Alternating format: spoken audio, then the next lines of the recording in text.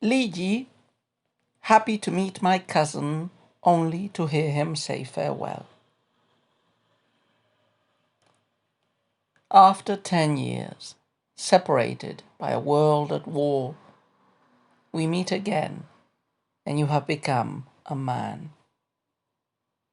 When I first saw you, I asked who you were. Then your name brought back your face when young.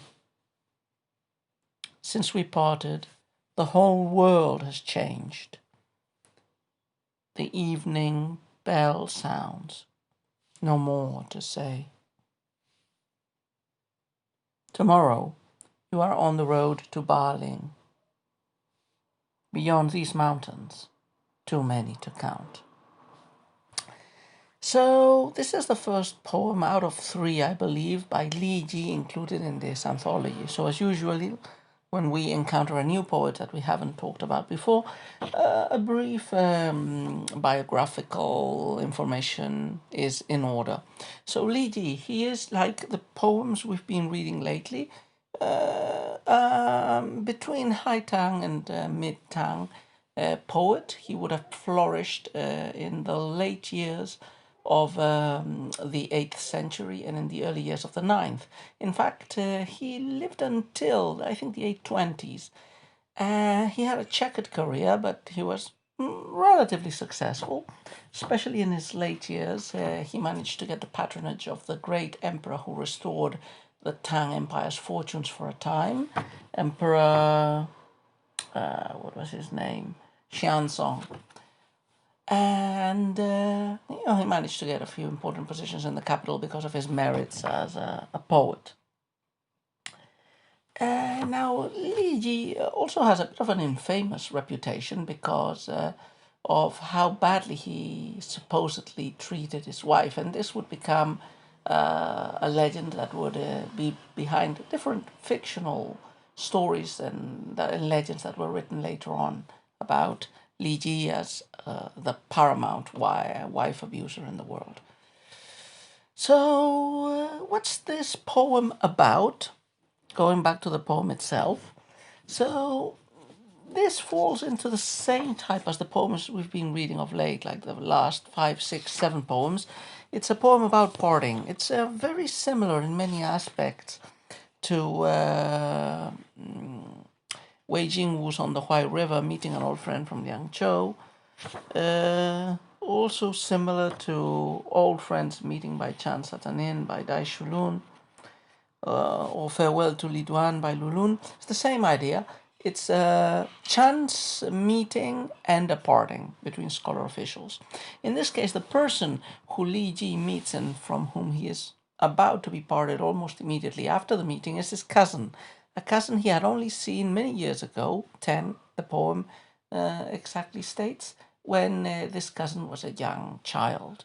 Now there is a meeting by chance, but by tomorrow, or even before tomorrow, the meeting will end because Li Ji's cousin must go on his way following the road to Balin. So not much to say about the genre as such. We've already explained a lot about this type of meeting and parting poetry. I think the best thing we can do is, as usual, go couplet by couplet to appreciate this specific instantiation of this pretty conventional topic in Chinese poetry. After 10 years, separated by a world at war, we meet again, and you have become a man. So the poem starts with the meeting, with the meeting that the title proclaims. After 10 years, there has been chaos and warfare, and we meet again. Of course, the chaos and warfare are the results of the aftermath of the An Lushan rebellion. Li Ji was born in 748. I don't know when this poem was written, but presumably at any time after the An Lushan rebellion, maybe from 756 to 780, 790, which was indeed a time of chaos in which it was difficult to remain in contact with relatives, and the country was, ravaged by the wars and the military campaigns taking place all over the north of China. So there's this background of chaos that explains the separation between relatives. Second couplet. When I first saw you, I asked who you were. Then your name brought back your face when young. So 10 years is a big period of time, especially when the person you met, your relative, was young. And even at the moment of meeting, they did not recognize each other. They would recognize their surnames only after checking their names. Did they really detail? Did they really discover? Oh, okay, you are my cousin such and such. So the passage of time always brings changes. But again, as I said, there are periods of time when physical changes are more evident than at others. Third couplet. Since we parted, the whole world has changed. The evening bell sounds, no more to say. So the whole world has changed, again connects us with all the chaos of the Anlushan rebellion.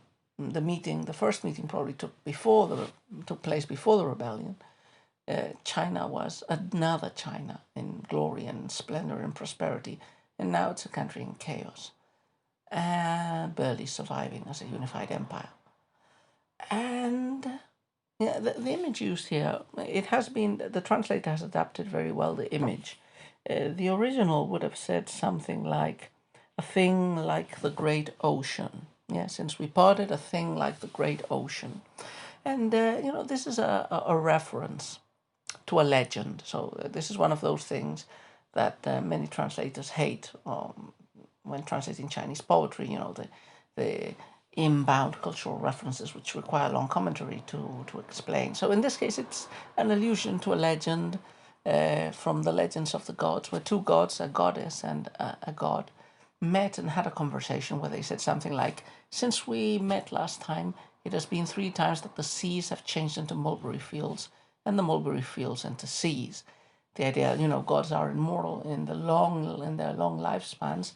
Mountains get eroded and turn into plains, and the sea gets accumulated silt and grows and becomes a mountain with trees on top.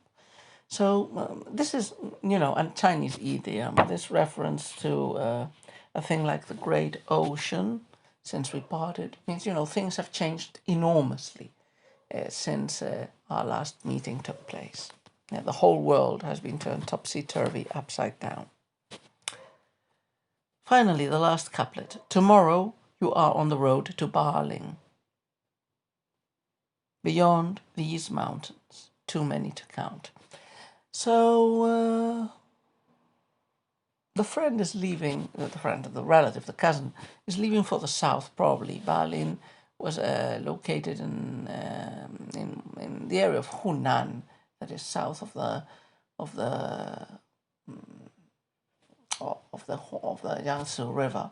What today would be Middle China. And the image of you're going beyond those mountains, too many to count, just a stereotypical image that appears a lot in Chinese poetry. This one following a path beyond mountains or beyond rivers and mountains that are too long to cross, too many to count. And we also have the evening bell sounds in the previous couplet, which is an image that also appeared in Dai Shulun's poem. The bell that marks the end of night indicates or proclaims the separation of the relatives which have to go to their respective destinations.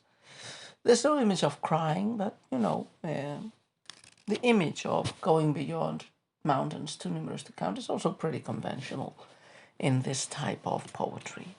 So altogether, not a bad poem, but you could say that it's one more of a bunch of poems that are all about the same topic, and they can be a little bit repetitive. And in fact, the next 3 poems that we're going to read in the following 3 days by Sikong Shu are also the same type of poetry.